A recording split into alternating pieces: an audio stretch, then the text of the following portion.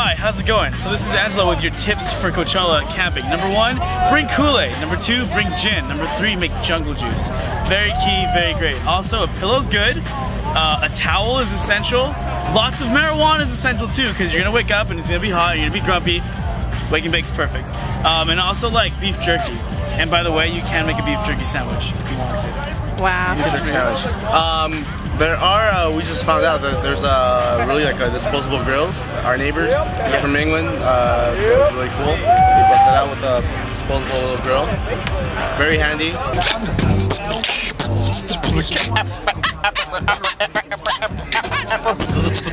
Alright, you guys. What's up, y'all? Yeah, girl? What's up? How you doing? Hey. So what was the best thing about camping for you guys here at Coachella? Highlight is the vibe that we got.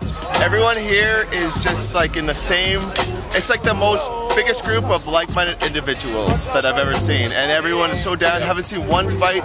You gather this many people together with the amount of alcohol that everyone's drinking, and there's no fights, and it's all love. Reminds me of Woodstock, man.